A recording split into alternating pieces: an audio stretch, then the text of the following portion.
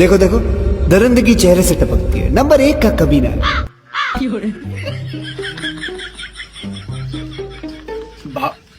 ভাবি কি বাড়ি আছেন?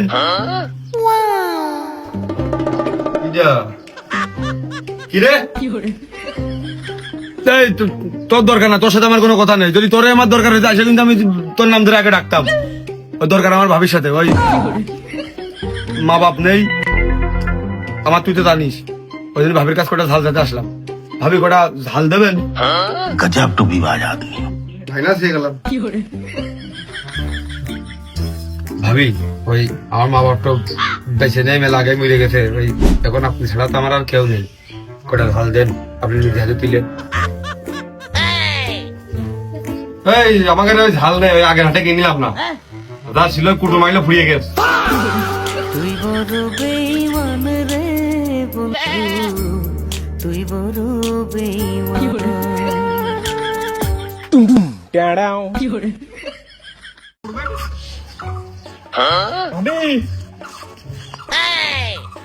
ভাবি ওই যে আপনাদের বিয়েতে যে মেন পয়েন্টটা আমি সাক্ষী দিলাম, আমি শেখ কাশেম। ওই আমার মা শরীরটা খুব একটু খারাপ, এই আমার কাপড় চুপড় করে একটু পরিষ্কার করে দেন দিন। আমার লাভ লস নেই, আমার লাইফটাই লস। ভাবি ওই তাহলে পরিষ্কার করে আমাদের বাড়ি একবারে দিয়েছিলেন, একবারে আমাদের বাড়ি ঘুরে আসা হয়ে গেল, আমি গেলাম। কাশেম ভাই আমাকে পাউডার নেই, জামা প্যান্ট নিয়ে জানতে। ভাবি সমস্যা নেই, পাউডার হলে আমাদের বাড়ি আছে। তাহলে এক কাজ করেন, এই কাপড় দুটো নিয়ে আপনি উঠে আসেন, উঠে চলেন আমাদের বাড়ি যাই, ওই কাপড় দুটো পরিষ্কার করে একটু কাছে দিয়ে আসেন।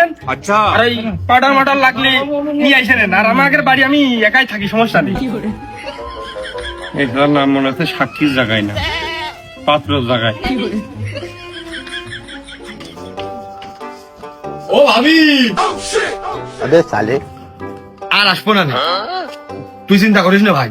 ওই ভাবি ওই লবণ শেষে গেছে, একটু এই আলু ভর্তা মাখাতে চাইলাম। এখন মা বাপটা মরে গেছে, মা বাপ নেই, এই ভর্তা ভেতরে খাতে লবণ লাগে তো। আচ্ছা একটু আসেন দিন, একটু লবণ দেন। আর আসবো না রে, এই বেদে আর আসবো না, আপনি দেন একটু লবণ দেন। শোনা গেলি আমার কোনোদিন এক গ্লাস পানি খাতে দিরা আসে না। আর ঝাল লবণ তেল আর কি সাথে বাদ আছে তা কবে কিটা। এই মিজান বাড়ির ঘরে আসলে মনে করলাম যে তখনই সন্দেহ হইল যে আমার বউকে আমার না পুরো পৌরসভা মরিছি। এই কাশেম আসার পরে তো মনে হচ্ছে বউ পৌরসভার না, পুরো দিনে তা তুই আসল।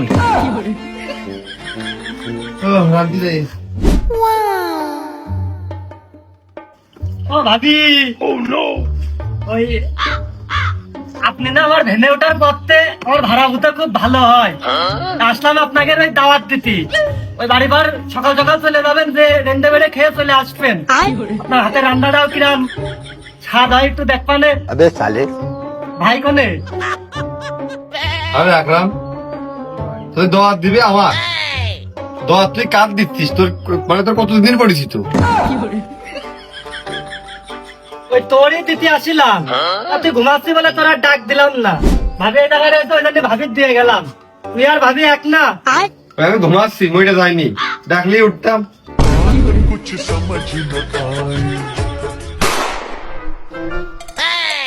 আর ভাবি সে কথা কইেন না, আপনি ওদের লবণ দিলেন না, আচ্ছা আলু আলু ভর্তা কেন জানি স্বাদ আচমকাই বেরিয়ে গেল।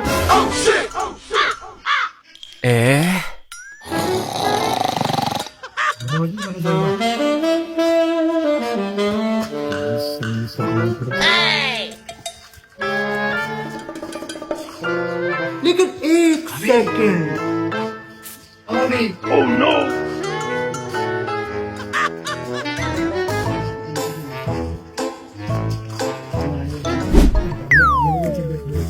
মিজানের কণ্ঠ শুনলাম, মনে হইল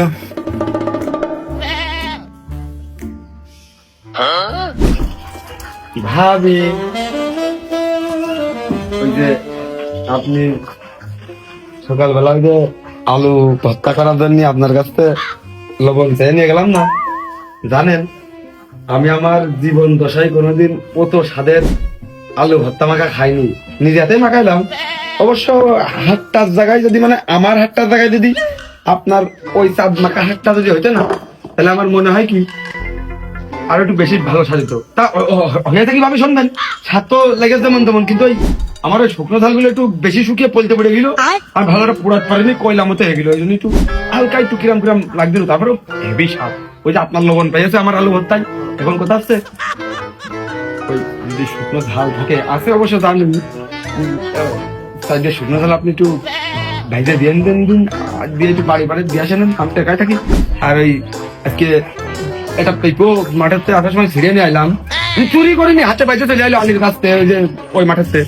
আপনি চেনবেন না, আস্তে আস্তে চিনে যাবেন। এখন পেঁপো মাখা করবো, পেঁপো ভর্তা আপনার আমি একটু বাড়ি থেকে দিয়ে দেওয়া নেই, আপনি একটু দেখেন যদি হয় আসেন দেন, এখনই যদি পারেন পুরাই দেন। আচ্ছা, না জানি পেঁপো মাখা কি স্বাদ লাগবে। ভালোবেসে করলাম বিয়ে, ভালোবেসে করলাম বিয়ে, সে যদি পরকিয়া করে বিশ্বাস করবো কারে আমি। আমারও একটু দিস।